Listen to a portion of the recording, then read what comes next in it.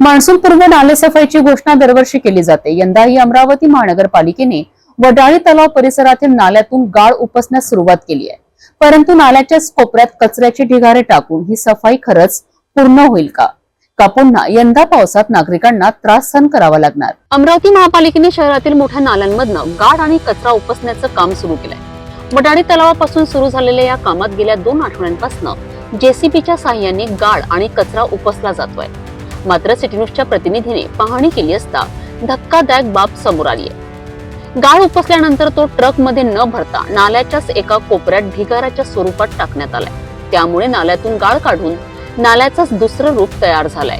म्हणजेच एका बाजूला नवी नाली तयार झाली आणि दुसऱ्या बाजूला कचऱ्याचं डोंगर तयार झालंय। यामुळे वडाळी परिसरातील नागरिकांमध्ये चिंता वाढली आहे, कारण मागील वर्षीही अशीच सफाई झाली होती, परंतु ढिगारे तसेच राहिले होते।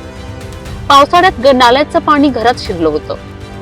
सिटी न्यूजला स्थानिक नागरिकांनी सांगितलंय की काम करणारे मजूर ट्रक येणार असल्याचं सांगतात, परंतु त्यांचा काही मागमूस नाही।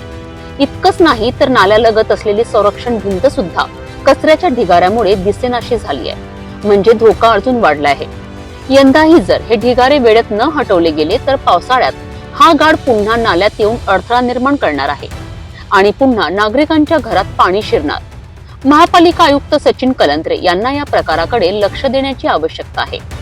गाळ उपसून ठेवणे म्हणजेच काम पूर्ण झाले असा गैरसमज प्रशासनाला असून चालणार नाही। नागरिक उत्तर मागत आहेत। पाणी गिनी आलं येऊन तलाव जवळ आहे, तलाव जवळ हा कचरा आहे, याची एक तर घाणाडी भयानक येऊन राहिली। आणि हे काढायला पाहिजे नव्हतं। कधीपासून सुरुवात केली हे काढायला त्यांनी? हे 4-5 दिवस झालेले आहे।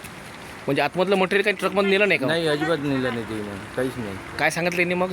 हे म्हणे बा आम्ही 4-5 दिवसांनी नीनपत्ती आता दरवर्षी गाळ उपसा, ढिगारे आणि पावसाळ्यात नागरिकांचे हाल।